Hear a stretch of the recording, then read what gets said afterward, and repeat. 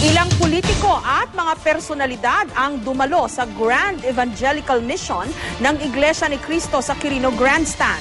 Kabilang na riyan ang tinanggal na NBI Director na si Magtanggol Gatdula at ang tagapagsalita ng Korte Suprema na si Attorney Maidas Marquez. Pero giit ng INC, walang bahid politika ang kanilang pagtitipon. May report si John Consulta. Masyado alas-2 ng hapon na magsimulang magdatingan ang mga VIP sa Grand Evangelical Mission ng Iglesia ni Cristo. Namataan ang ilang kongresista at ilang pang politiko, kabilang na si Pangasinan Representative Gina De Venecia at naboto sa Representative Toby Chanco. Dumating din si Laguna Governor E.R. Ejercito at dating Senator Mig Zubiri. Maya-maya lang, namataan sa isang bahagi ng Manila Hotel na nagpupulong sina Supreme Court spokesman Maidas Marquez, dating NBI Director Magtanggol Gatdula na member ng INC, kasama ang ilan pang leader ng iglesia.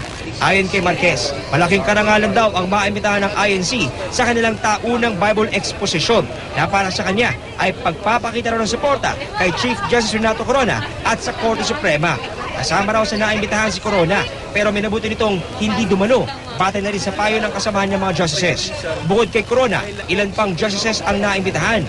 Ang ilan daw ay nagkumpirmang dadalo, pero hindi sila pinangalanan ni Marquez. As a supporter sa KCJ, SC as an institution? Well, the judiciary, no, and the Supreme Court as an institution more than anything else.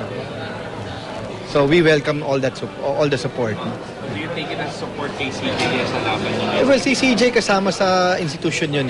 But more than the CJ, I think it's an institution, no, that is being supported. Bakas naman ang saya sa mukha ni Gatdula sa pagdalo ngayong araw. Kasama raw ang kanyang kapatiran na siya raw nananalangin at sumusuporta sa kanya. Hindi, tungkulin namin magpalaganap ng aral. So, nakikiisa ako. Anong epekto po siya, sir?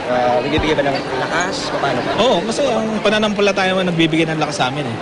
Nilinaw naman ng ilang kilalang member ng INC na pamamahayag ng salita ng Diyos ang focus ng kanilang pagsasama-sama ngayong araw at hindi raw para sa kung sino mang politiko o personalidad. Ito'y pamamahayag lamang po ito. Ito'y puro spiritual lamang po ang pag-uusap na ito.